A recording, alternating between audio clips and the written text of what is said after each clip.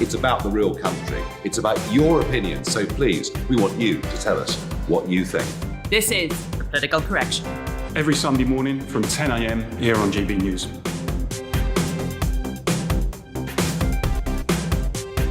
Hi, I'm Patrick Christie's. And I'm Mercy Moroki. And we're hosting a show right here on GB News, 9:30 a.m. till 12 p.m. every single weekday. Call to the point. We're going to be talking about all the big issues that matter to you at home in Britain. Absolutely, whether it's holding politicians to account, discussing what's taking place in the Channel, banging on about law and order, we're not afraid to do the absolute lot of it. Yes, and if you're thinking it, you can guarantee that we'll be saying it. Make sure you're here 9:30 a.m. till 12 p.m. every single weekday right here on GB News for To The Point.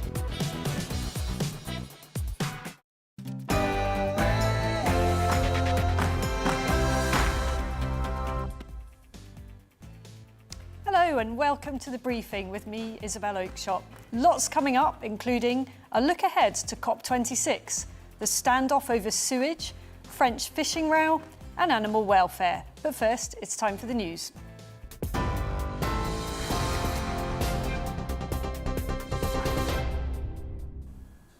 I'm Rhiannon Jones. This is your news at 12 o'clock. The UK hasn't ruled out military involvement in the ongoing dispute with France over post-Brexit fishing rights.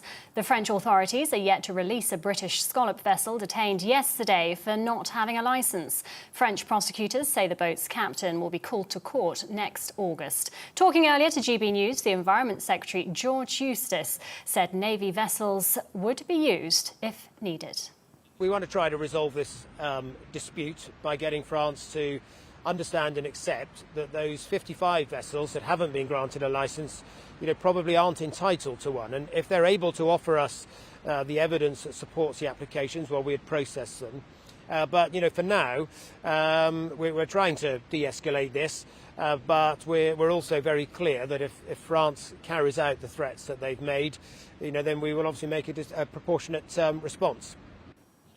The US President has arrived at Vatican City, where he's meeting Pope Francis to discuss the COVID-19 pandemic, climate change and poverty. Joe Biden arrived in Europe, leaving a fraught domestic agenda in limbo back at home. It's after his fellow Democrats abandoned plans to vote for the president's nearly $3 trillion spending plan. Next, he'll travel to the G20 Leaders Summit in Rome before heading to Glasgow for COP26. Essex police have arrested 10 people after Insulate Britain protesters gathered on the M25. The eco group confirmed they'd attempted to block the road between junctions 28 and 29. Officers say both carriageways reopened within 30 minutes. It comes after an injunction was put in place by the High Court banning the group from obstructing traffic.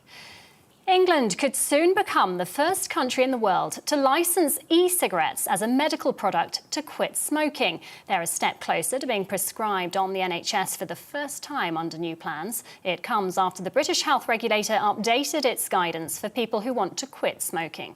They say e-cigarette manufacturers can now submit through the same approvals process as other medicines. MPs are warning the Crossrail project is facing an £150 million funding gap. The Commons Public Accounts Committee expressed doubts over how and when taxpayer loans will be repaid. That's after the collapse in fares revenue due to the coronavirus pandemic. It's predicted the cost of finishing the project is now at £18.9 billion. Coronavirus restrictions in Wales will be strengthened in a bid to curb infections, which are at the highest in the UK. First Minister Mark Drakeford will reintroduce measures including guidance around self-isolation. Adults and young people aged 5 to 17 will soon be asked to isolate until they receive a negative PCR test. That's if someone in their household has symptoms or tests positive. COVID passes will also be extended to theatres, cinemas and concert halls. Facebook has officially rebranded itself as a wider company called Meta. It's designed to represent the social media network's expanding business plan into what they're calling the metaverse. That's an online world where people can meet, play and work virtually. The core Facebook service will still remain unchanged. Archaeologists have discovered Roman artefacts during HS2 works in Stoke Mandeville. They made a once-in-a-lifetime discovery of statues and other pieces at St Mary's Church. Dr. Rachel Wood, the lead archaeologist on the site, called the findings significant. Really rare finds in the UK. To find one stone head or one set of shoulders would be really, really astonishing, but we have 2 complete heads and shoulders as well as a third head as well, and they're even more significant to us archaeologically because they've actually helped change our understanding of the site here before the medieval church was built. And I'll have the latest headlines for you in half an hour, but now it's back to the briefing with Isabel Oakeshott.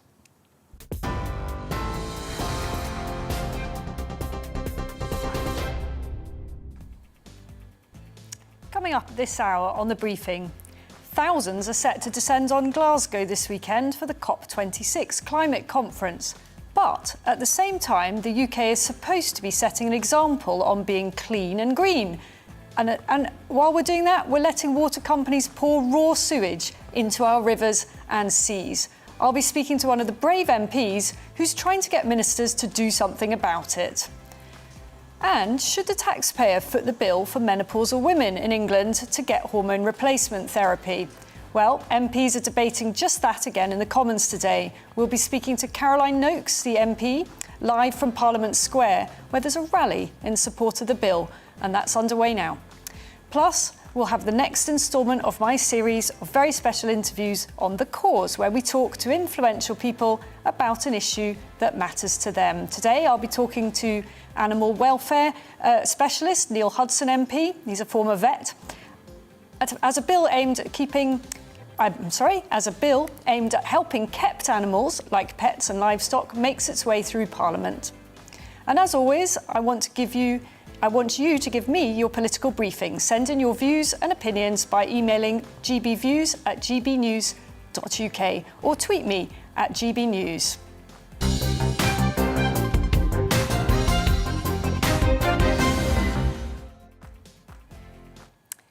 Now, should the taxpayer foot the bill for menopausal women in England to get hormone replacement therapy? At the moment, women have to pay for that themselves, so generally that will be around £10 a month, perhaps more. MPs are debating in the Commons whether that bill should actually be picked up by the taxpayer. It's a private member's bill from Labour MP Caroline Harris, and a rally in support of it is underway in Parliament Square. Our reporter Alice Porter spoke to Caroline Harris earlier, and here's what she had to say. It's a really, really significant day for women in England because at the moment in Scotland and Wales, if you're on HRT, you have to pay the prescription charges. But the woman to the left of me here, that's Caroline Harris, who joins me, who's the Labour MP. She's bringing forward this private members' bill, which would make it free for women who are on HRT. Caroline, thank you so much for joining me on such a rainy day. But firstly, I know this bill's quite personal to you. So do you mind just starting with telling me what your experience was like with the menopause? Well, I didn't know that I was on the menopause. I self-diagnosed as having a nervous breakdown and depression. So in 2010, I went on antidepressants.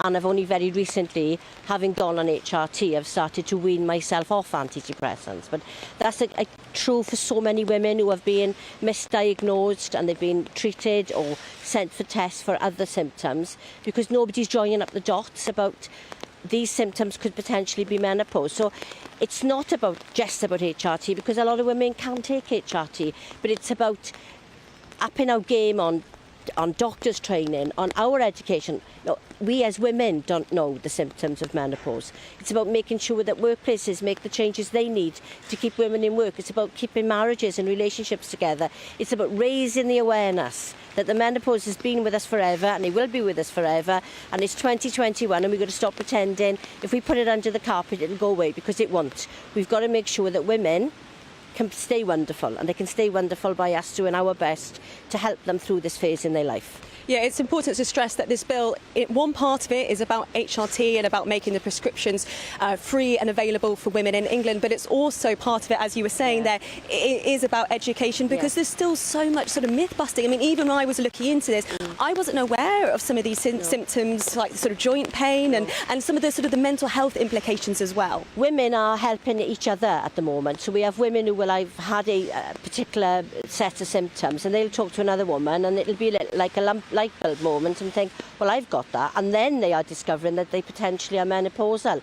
It shouldn't be like that. We should have a proper pathway which actually allows women to be identified as being on the brink of becoming perimenopausal, and to put measures in place then to stop it getting any worse. And that way we'd save ourselves a lot of heartache. So the revolution is here to stay, and we go in to revolutionise how people look at, think about, react to and behave. The menopause revolution is on the march. Absolutely, and also whilst it's still quite personal to you and personal to lots of women, there's also an economic aspect of it as well, because so many women end up taking time off work because of their symptoms, or just leaving their particular job altogether. Well, businesses are really suffering when they're losing valuable women who are giving up work or going part-time or changing their role, and all because they can't balance the work-life balance with their symptoms. And a lot of workplaces don't recognise it as being something that they can work through. They can. Simple adjustments in very many cases can mean that woman can stay in work. But there are so many aspects to this, and we've got to make sure we talk about them all and we change them all, and that our daughters and our daughters' daughters and our daughters' daughters don't have to go through what we've gone through for all these years. It's 2021. We're only now having the conversation. That's madness. After the break, we'll have more on that menopause bill with Caroline Noakes. And thousands are set to descend on Glasgow this weekend for COP26 climate change conference. But at the same time, the UK is supposed to be setting an example, and we're busy allowing water utility companies to pour sewage onto our beaches. We'll be talking about that with one of the brave MPs who's trying to get ministers to do something about it. Before that, let's take a look at the weather. Hello again. It's been a wet start to the day for many of us, but the main bands of rain through the afternoon will be moving away, replaced by a mix of sunshine and showers, and it will feel less mild today and more especially through the weekend. This weather front was stuck across northern England and southern Scotland during this week, and it brought an awful lot of rainfall with it. It's still causing issues with further spells of rain moving through Wales, northern England, as well as much of Scotland through the afternoon. In some places, another 20 to 30 millimetres, and of course that falling onto saturated ground could cause some issues. But it's replaced by sunshine and showers, blustery winds pushing those showers into Northern Ireland, Wales and the southwest, and cooler air follows as well, with temperatures a couple of degrees down compared to recent days, but still above average for the time of year. The wet weather continues there for eastern and northern Scotland for a time into the evening. Clear spells then follow, but another system pushes in, a very lively system overnight actually, across most parts. Very gusty winds, heavy rainfall, could be quite noisy as that arrives. Ahead of that, it's going to be clear across eastern England, and behind it, temperatures dipping to -1 for some sheltered parts of northern and northwest Scotland. Nevertheless, this heavy rain is with us first thing on Saturday. It's moving into eastern England, eastern Scotland as well. It clears to sunny spells and showers for Northern Ireland, Wales and the southwest. Some of these showers again on the lively side with gusty winds. But once it pulls away, some decent sunny spells breaking out across the Midlands, eastern England as well. And a cooler day for all, with temperatures back to around average for the time of year. So we say goodbye to that system on Saturday night. Clear spells briefly before the next weather system moves in, a series of weather fronts, and wrapped around a developing area of low pressure to bring yet more wind and rain during Saturday. Much of that clearing through during the morning, replaced again by sunny spells and showers. It remains changeable on Monday. Hi, I'm Alistair Stewart, and I really hope that you can join me here on GB News. I've been in this game for 40 years and I've made lots of friends, and I try and reflect what they think about the big stories of the day in conversation with me. That's why we call it Alistair Stewart and Friends, and you're a key part of it as well. I always get inundated with emails and messages and texts, and if they're really good, I play them back to you. 12 till 3 every Saturday and Sunday.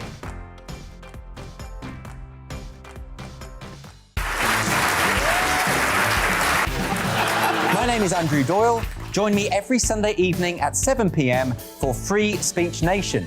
This is a show where we address current affairs and news stories of the week with the help of two wonderful comedian panellists. I brought in comics because I want to give it a lighter edge, and also they work for less. See you there.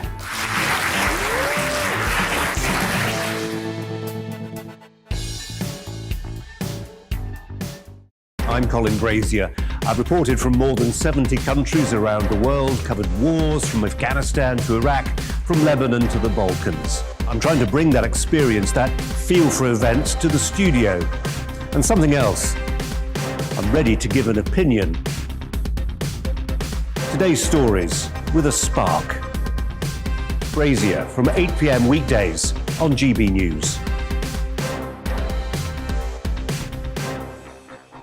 Join us for Political Correction. We're here every Sunday to correct politics and put you, the people, back in charge. We talk about all areas of the United Kingdom, including Northern Ireland.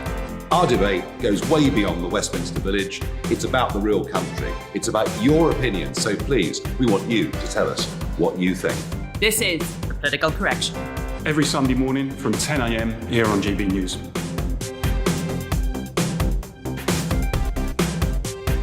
Hi, I'm Patrick Christie's. And I'm Mercy Moroki. And we're hosting a show right here on GB News, 9:30 a.m. till 12 p.m. every single weekday, called To The Point. We're going to be talking about all the big issues that matter to you at home in Britain. Absolutely, whether it's holding politicians to account, discussing what's taking place in the Channel, banging on about law and order, we're not afraid to do the absolute lot of it. Yes, and if you're thinking it, you can guarantee that we'll be saying it. Make sure you're here 9:30 a.m. till 12 p.m. every single weekday, right here on GB News for To The Point.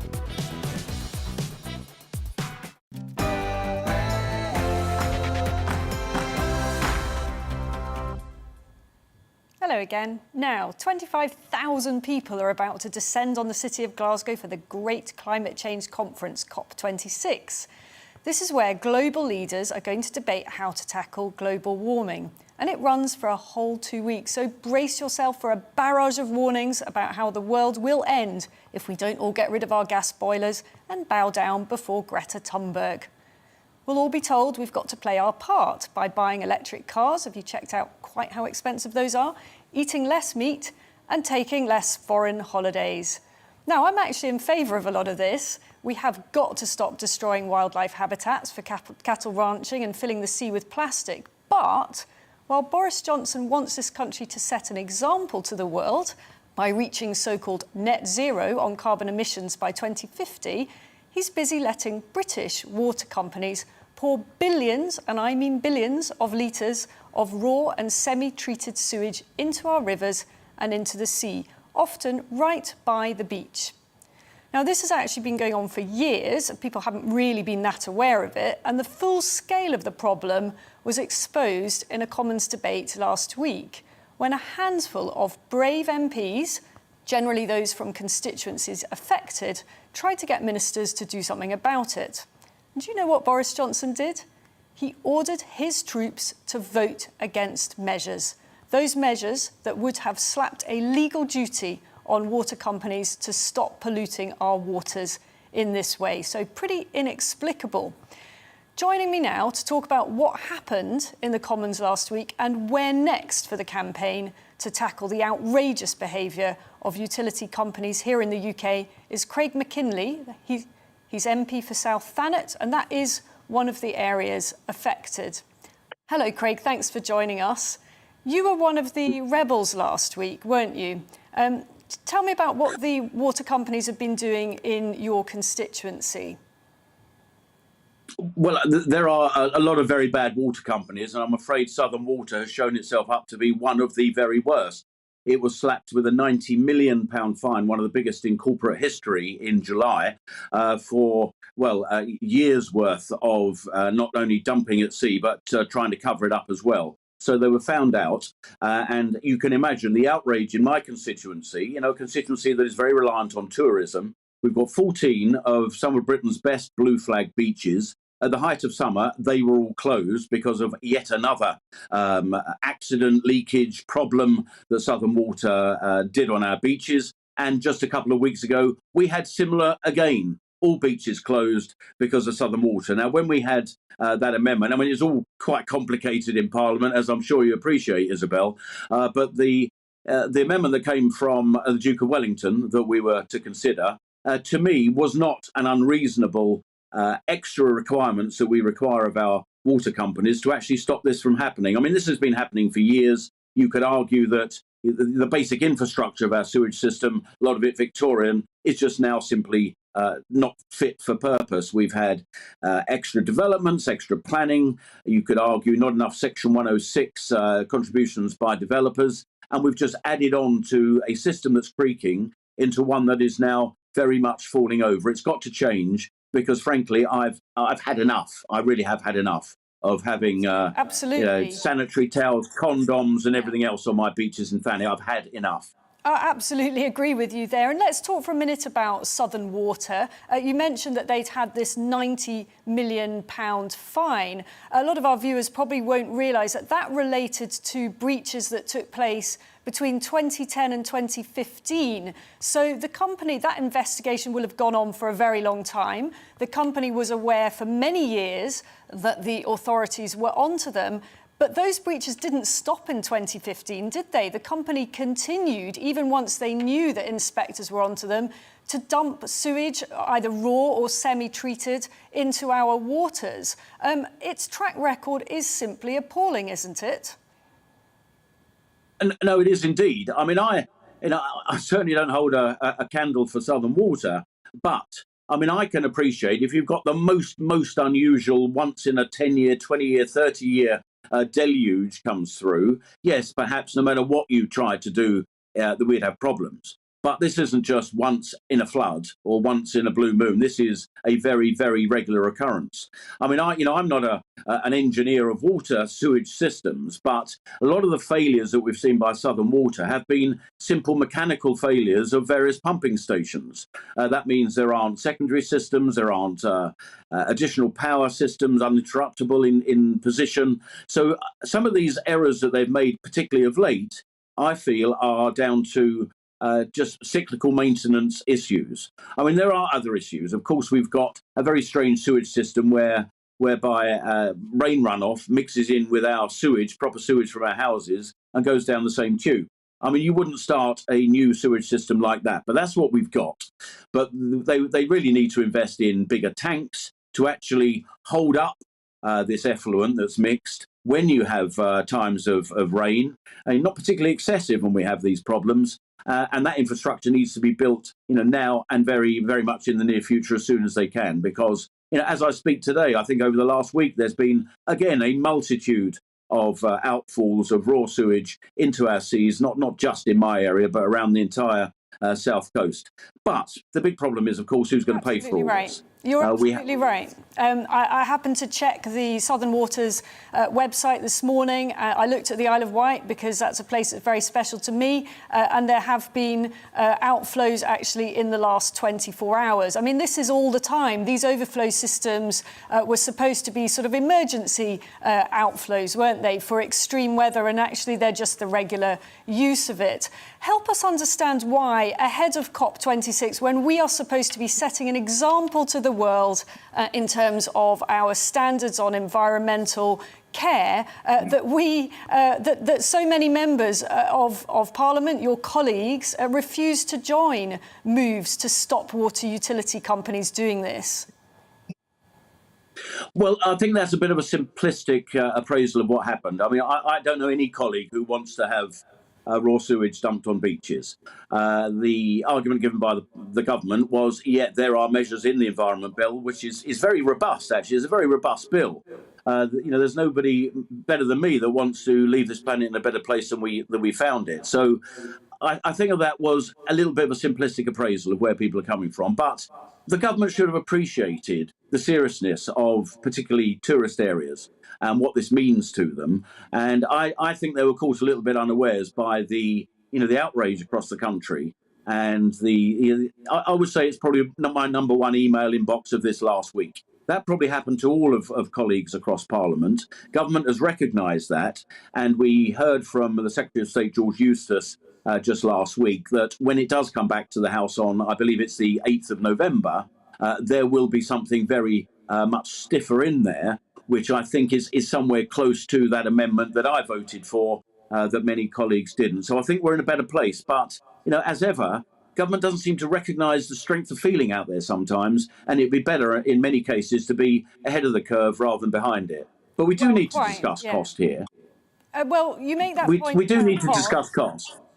You make the point about cost, and it's very easy for the utility companies to say, as Southern Water has done, and those who have supported them in a way have done, and said, look, it's phenomenally expensive to change the entire sewage system. We don't need to change the entire sewage system, do we? We simply need to build more storage facilities so that when there are these heavy rain, the tanks don't simply overflow. And secondly, repair existing pipework. I mean, a lot of the time, as you will know, pipes that are supposed to go quite far out into the sea actually leak their content onto beaches.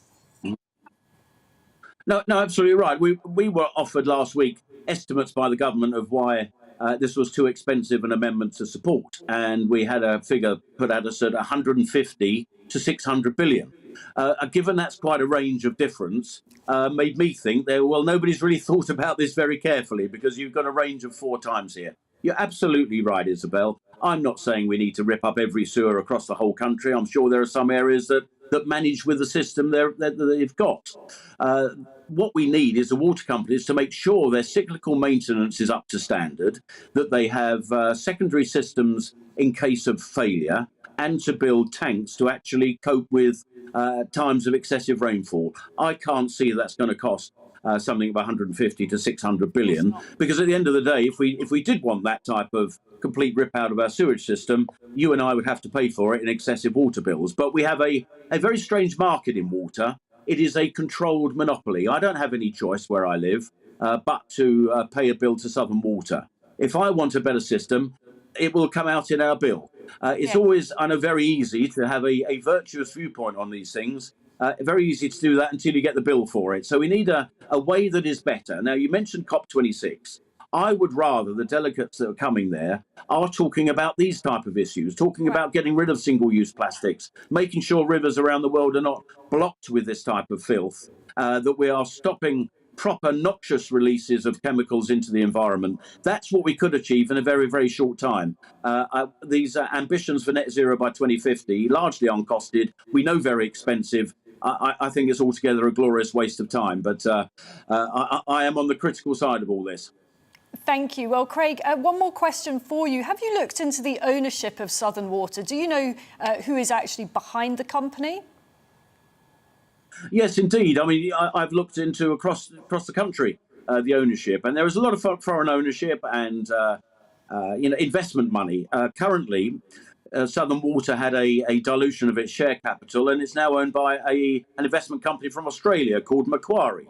They had investment in Thames Water years ago, which wasn't not a great experience for consumers. But it's not uncommon for these to be foreign owned. I've looked into, you've got the government of Kuwait owns some, you've got BT Pension Fund owns 2% of Thames Water. That is what the market seems to be. It always seems strange that a country that is the centre of the capital markets of the world, with a massive amount of pension fund money, often looking for a good home, we don't seem to want to invest in our own homegrown utilities, but foreign investors do. I've always found that a little bizarre, but I'm not going to go up the route of saying we shouldn't have foreign investment in this country any more than I certainly do want British companies to invest abroad. So that is not a cycle of virtue that I think we need to go down, but we need very proper regulation, and perhaps to look at some of the dividend flows out of some of these companies and say, thou shalt not have these dividends until you get your house in order. And I think that's somewhere the regulator could go to. Yes, indeed. I mean, it's not a wild debate to question whether there should be majority foreign ownership of critical national infrastructure. The French, the Americans, they don't allow that. I mean, I've looked at the structure of Southern Water. It's majority overseas owned. It's little surprise that the directors shrug a little when our beaches are so polluted if they live thousands and thousands of miles away. So I think that is a worthy debate to have. But as you said, the short-term objectives of just getting these companies to repair their pipes altogether very, very achievable. Thank you very much, Craig McKinley, MP. So now, moving back to the issue of the menopause, MPs are debating whether hormone replacement therapy should be free for menopausal women in England. This is a private member's bill, so it's brought by a backbench MP, Labour MP Caroline Harris, and there's a rally in support of it underway in Parliament Square today. Well, Caroline Noakes, the chair of the Women and Equalities Committee and Conservative MP for Romsey and Southampton North, is at that rally, and she joins me now. Hello. Hello, Caroline. Thank you for joining us. So how well attended is that rally? The weather's pretty awful today. Is there a decent turnout? Well, the weather's pretty grim and we've been out here for a while now. I think the business in the House finished around about 11:30. But what a great result for Caroline Harris and all her hard work on the menopause over the last few years. So this is an issue that really, up until, I would say, the last year, has not actually had much publicity. It's been somewhat taboo, but thanks to the work of people like yourself and your colleagues, and also a number of celebrities, talking about the menopause has become a lot more mainstream, hasn't it? Where do you think we're at in terms of sort of public recognition and in terms of employers understanding how much of an issue it is for so many women? Well, we've had with us today Davina McCall, of course, who's been such a trailblazer on this issue. Penny Lancaster and Mariella Frostrup have all come and joined us today. But the reality is, and you're right to point out the impact of menopause in the workplace, women over the age of 45 are the fastest growing sector in the labour market, and it's really important that they're given the support from their employers and indeed from the government to make sure that they can carry on playing a productive, constructive role in organisations, companies, etc. And so that's why today's bill was so important, talking as it is about HRT and the benefits that that can bring. But my committee is also doing a whole raft of work on menopause in the workplace, so that we can have a real conversation with employers about what more they can do to support their staff. And where do you think employers are at with this generally now? Do you believe that there's been much progress, or are we still at the stage of warm words and not actually translating into much policy change when it comes to perhaps the rights of women to take time off, or to ask for different environments that make their job easier during that time? We've got some real trailblazers, Timpsons, who are paying for HRT for their staff. Companies like Tesco's, which have amended their uniforms so that menopausal women can be more comfortable at work. We've seen the Menopause Workplace Pledge that's supported by the Countess of Wessex. There are some real improvements that are going on, but there's a lot further to go. And my committee's heard from women HR directors who've been embarrassed to talk about their own menopause symptoms. So it's absolutely crucial that employers understand that if they want to keep women in the workplace playing a productive role, we can't afford to lose them once they turn sort of 50 or so. And I think that's a real challenge. And I think at the bottom of it, there's a real problem still with ageism. But as far as I'm concerned, my committee will do an important piece of work. We'll make recommendations to government and see what more progress we can make on top of what we've already seen today.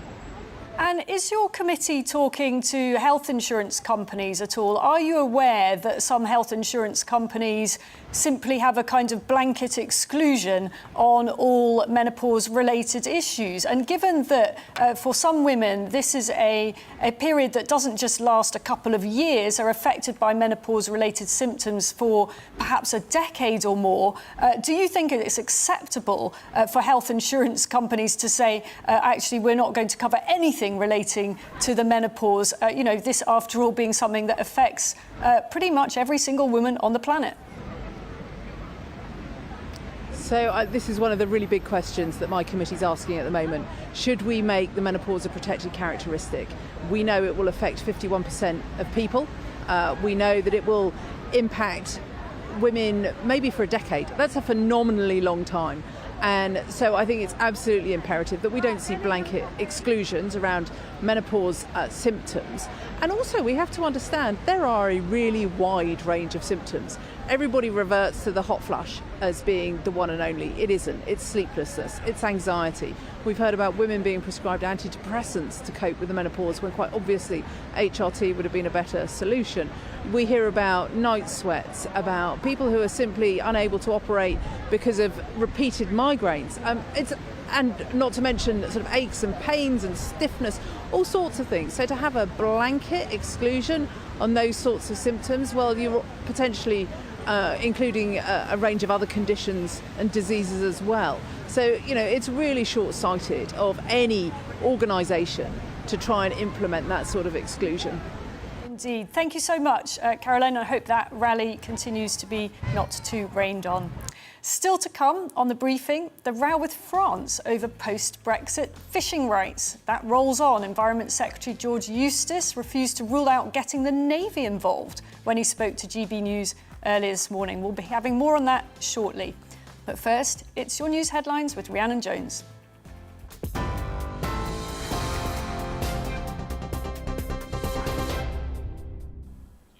I'm Rhiannon Jones. Here are the latest headlines. The UK hasn't ruled out military involvement in the ongoing dispute with France over post-Brexit fishing rights. The French authorities are yet to release a British scallop vessel detained yesterday for not having a licence. French prosecutors say the boat's captain will be called to court next August. The US president has arrived at Vatican City, where he's meeting Pope Francis to discuss the COVID-19 pandemic, climate change and poverty. From there, Joe Biden will travel to the G20 Leaders Summit in Rome before heading to Glasgow for COP26. A serving Met police officer has been charged with child sex offences. 51-year-old Detective Constable Francois Alwidge was arrested yesterday at an address in Basingstoke. He's facing 4 charges, including attempting to meet a girl under 16 years of age. Essex police have arrested 10 Insulate Britain activists after they staged another protest on the M25. A number of people blocked the motorway between junctions 28 and 29 earlier this morning. It comes after an injunction was put in place by the High Court banning the group from obstructing traffic. And archaeologists have discovered Roman artefacts during HS2 works in Stoke Mandeville. They made a once-in-a-lifetime discovery of statues and other pieces at St Mary's Church. I'll be back with a full update at the top of the hour. See you then.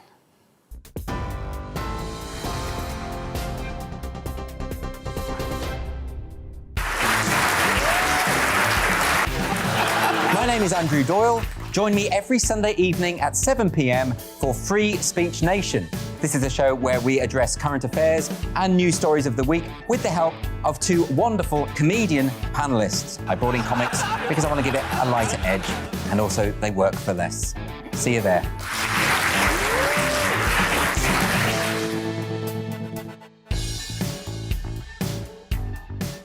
I'm Colin Brazier. I've reported from more than 70 countries around the world, covered wars from Afghanistan to Iraq, from Lebanon to the Balkans. I'm trying to bring that experience, that feel for events, to the studio. And something else, I'm ready to give an opinion. Today's stories with a spark. Brazier from 8 p.m. weekdays on GB News. Join us for the political correction. We're here every Sunday to correct politics and put you, the people, back in charge. We talk about all areas of the United Kingdom, including Northern Ireland. Our debate goes way beyond the Westminster Village. It's about the real country. It's about your opinion. So please, we want you to tell us what you think. This is the political correction. Every Sunday morning from 10 a.m. here on GB News.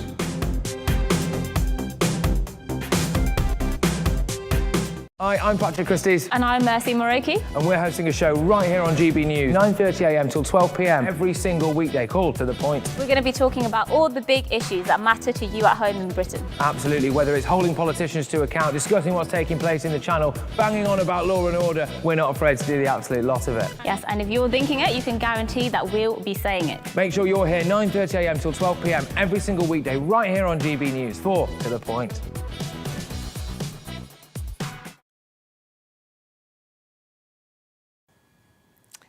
Now, the row with France over post-Brexit fishing rights continues to escalate. France's ambassador to the UK has been summoned to the Foreign Office. That's a pretty unusual move. And that came after a UK trawler was detained in a French port. So quite extreme action there from the French. French ministers have warned that they're going to block British boats from some ports and tighten checks on vessels if the issue isn't resolved by Tuesday. So they're really stepping up the pressure.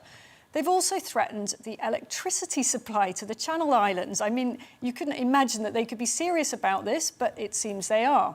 In response, the UK has refused to rule out getting the Navy involved. Here's what Environment Secretary George Eustace had to say to GB News earlier today.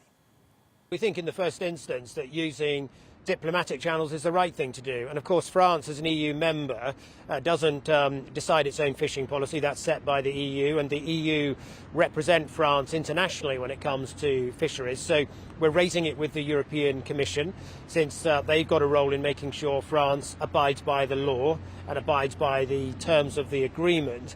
But we're also raising it diplomatically, and we think that is the right thing to do in the first instance.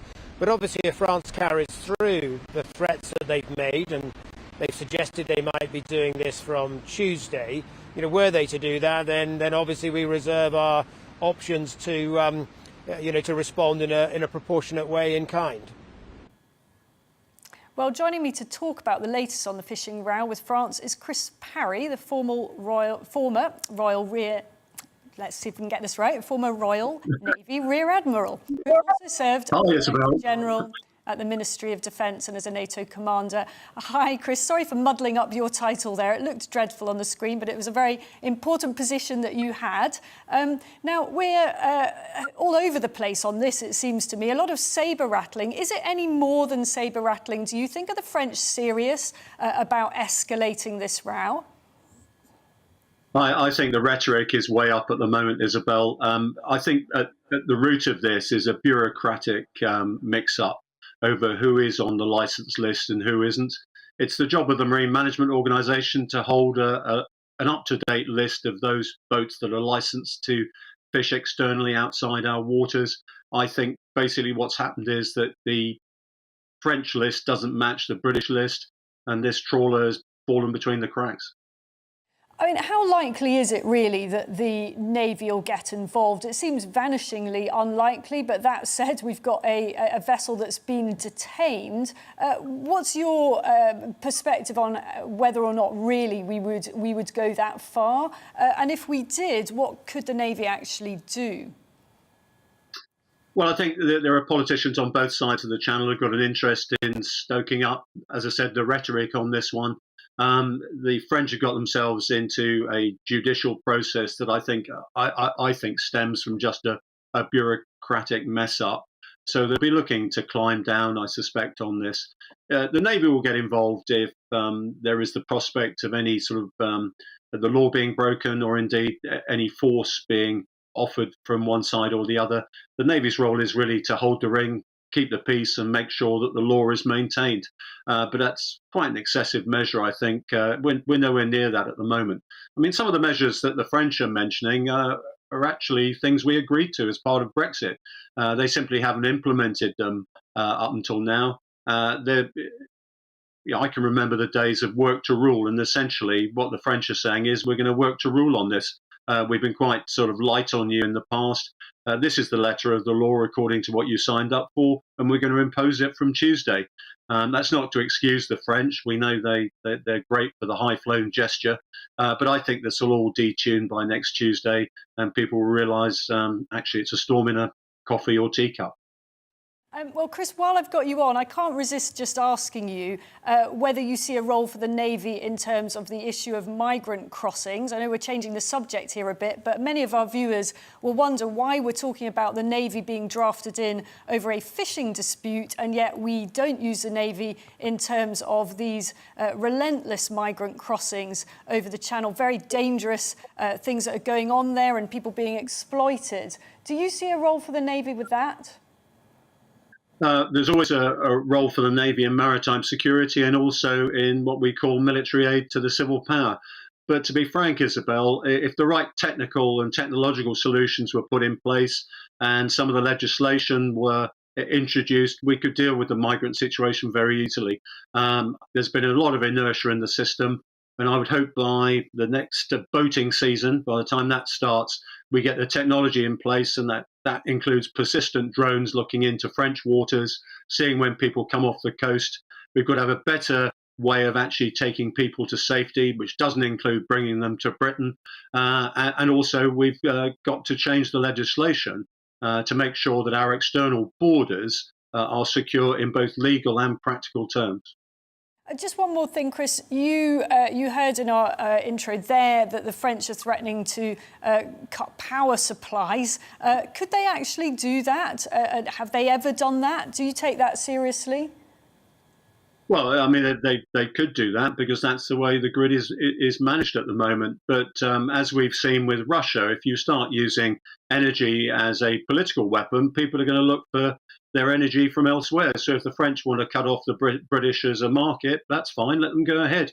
We'll look for our energy sources elsewhere. We'll either generate it ourselves or look for another partner.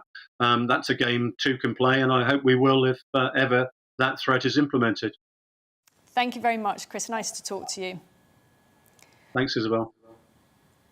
Now, we're said to be a nation of animal lovers, though many animals are still very poorly treated in the UK, whether that's pets or farm animals. And the government has been working on an animal welfare bill aimed at helping so-called kept animals. That means pets and livestock, and that's been going through Parliament. And there's quite a broad-ranging bill. This includes measures on cracking down on puppy smuggling. It's something we've talked about on my programme before. And also on the very important issue of banning live exports. And that tends to be sheep from this country, although not exclusively so.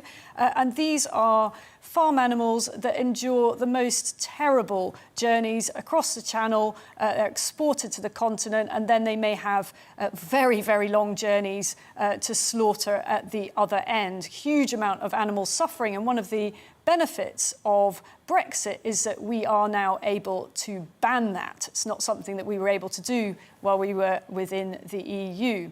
So shortly I'm going to be talking to one of the MPs who's involved in some of these changes. But in the meantime, I'm here with my Good Causes commentator, Dan O'Neill, who's an expert on everything that goes on at Westminster. And Dan, there's been a lot of talk about animal welfare issues, not just coming up next week in various bills coming before Parliament, but also really over the last few months. And is this something that's sort of quite counterintuitive for the Tories? Previously, Labour always led on these issues, but we see in this government actually an administration that cares about these issues. Yeah, it seems to have come from nowhere, really, in terms of Boris Johnson's political persuasions in the past. But I wonder whether that might have something to do with Parry. It could do. I'll get on to that. And actually, it was T.S. Eliot who said that bishops are part of English culture and horses and dogs are part of English religion. And I think he was joking when he said that, but actually, in terms of Westminster, that feels very true today. Like you said, there's legislation coming out of DEFRA's ears at the minute that has to do with animal legislation. Now, I think some people do mention Carrie Johnson as a key influence in government, and obviously she has a fantastic background in terms of animal welfare and animal protection campaigning. But actually, I see this as more political Darwinism. And this is a case of the Conservatives. Survival of the fittest. It is, and I think this is Conservatives looking back and actually learning from their mistakes. If you think back to the 2017 general election and you think about all the mishaps during that campaign, probably the one thing that sticks out is the dementia tax, right? That's the one thing that sticks out for you. There were actually other conclusions that were made that strategists made at that time. One was that they totally underestimated the power of animal rights campaigning. And they pointed in particular to Theresa May's decision to hold a free vote on fox hunting. And in particular, her view that she expressed that she personally was in favour of fox hunting. Yep. At the time, articles about that issue were read more than articles about Brexit and the UK leaving the EU. Yes. YouGov did a poll shortly after that announcement from Theresa May.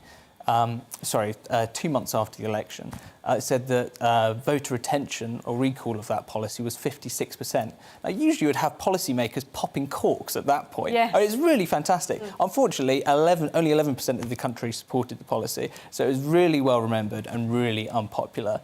So the Conservatives have seen that and they've decided to really take on board this animal welfare. And some of this stuff seems quite basic, doesn't it? So last week we had a debate on the animal sentience welfare. Now, this is, to anyone who's got a dog or a cat, the idea that the law may not recognise them as sentient beings seems laughable.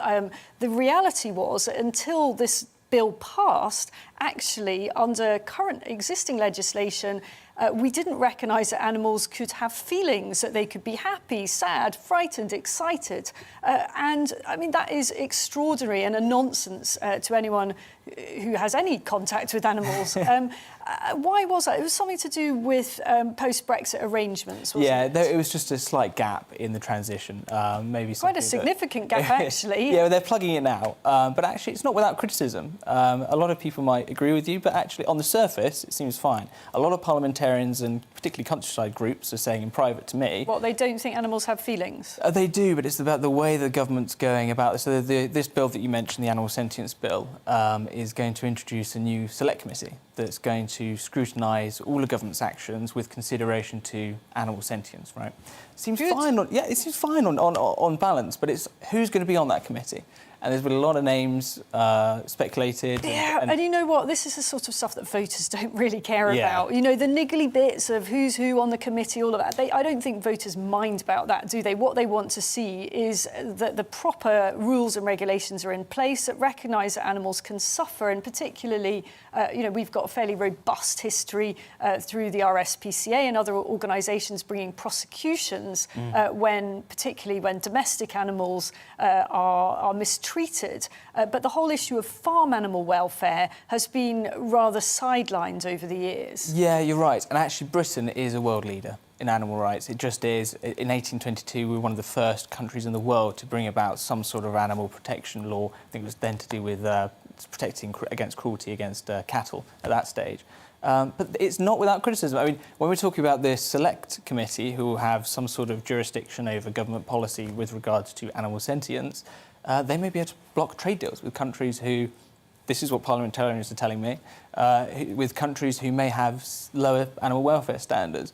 They may be able to block housing developments. They may be able to stop all sorts of infrastructure projects. I think that's the concern that parliamentarians have. Now, Lord Benyon, who's the minister in charge of this bill, has said that ultimately ministers will decide, and this select committee is just there to make sure that there's some consideration in place. Of course, yes. I don't think MPs on the back benches, certainly a growing group, necessarily are comfortable that that will be the case.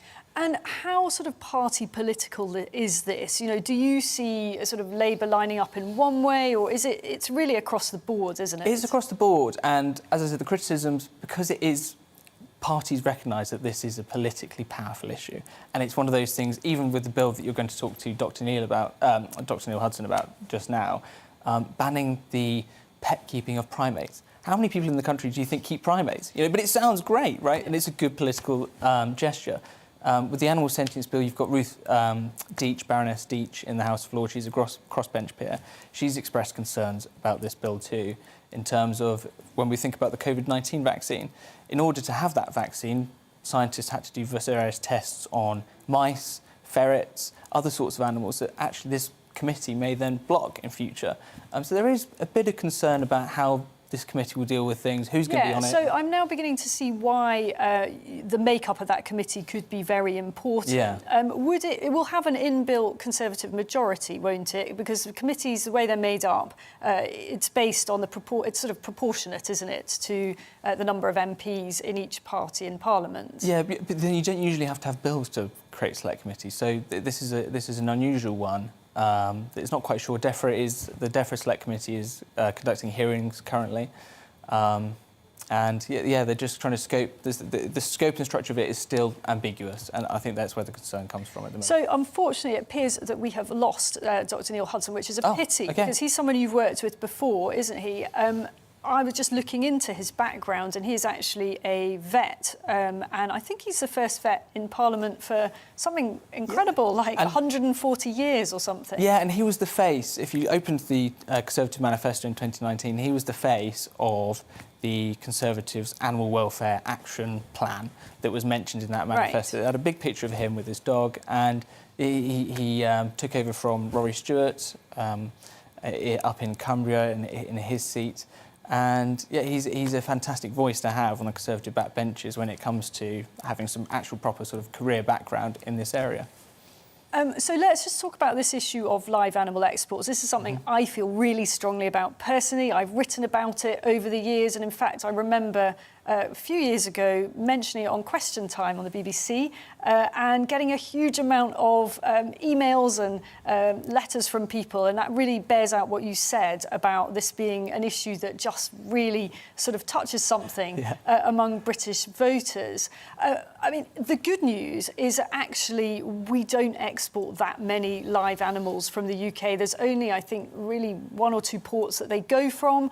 There's basically only 1 or 2 operators that are doing this, and the numbers aren't huge, but the actual suffering involved is really extraordinary. And you wonder why anyone would feel the need to transport animals potentially more than 1,000 miles across the continent, often without sufficient water and other welfare, once they get beyond the bounds of the EU, where legislation is stricter. And of course, even within the EU, it's not always applied as it should be. So do you think we've been talking about this for ages, and by the way, the Prime Minister's father, Stanley Johnson, is a big campaigner on this issue. Are we finally going to ban live animal exports? It looks like it, yeah. And this is one of those issues, you say it's unlikely that a vast number, in fact, there's only a small number of live animal exports that are actually currently happening, but it's one of those issues, why is it still happening in 2021? And in Britain, we really should be leading the way on this. But again, it draws back to, it's not a massive issue. I think it's been definitely overplayed by the Conservative Party, and for good reason, because it's an issue that a lot of people will care about when they realise it's happening. Just because it's a small issue doesn't mean it's not an important one. But this is a case of Boris Johnson as a campaigner realising that animal welfare is an elephant trap when it comes to campaigning. I mean, you either leave... It's no longer the nasty party, the Tory party. Yeah, it's all exactly. soft and fluffy these days. It's cute, yeah. All right, thank you very much, Dan O'Neill. So you're watching The Briefing with me, Isabel Oakeshott. The show is back every weekday from 12 p.m. Up next, it's On the Money with Liam Halligan, but for now, I'll leave you here with the weather forecast. Hello again. It's been a wet start to the day for many of us, but the main bands of rain through the afternoon will be moving away, replaced by a mix of sunshine and showers, and it will feel less mild today and more especially through the weekend. This weather front was stuck across northern England and southern Scotland during this week, and it brought an awful lot of rainfall with it. It's still causing issues with further spells of rain moving through Wales, northern England, as well as much of Scotland through the afternoon. In some places, another 20 to 30 millimetres, and of course that falling onto saturated ground could cause some issues. But it's replaced by sunshine and showers, blustery winds pushing those showers into Northern Ireland, Wales and the southwest, and cooler air follows as well, with temperatures a couple of degrees down compared to recent days, but still above average for the time of year. The wet weather continues there for eastern and northern Scotland for a time into the evening. Clear spells then follow, but another system pushes in, a very lively system overnight actually, across most parts. Very gusty winds, heavy rainfall, could be quite noisy as that arrives. Ahead of that, it's going to be clear across eastern England, and behind it,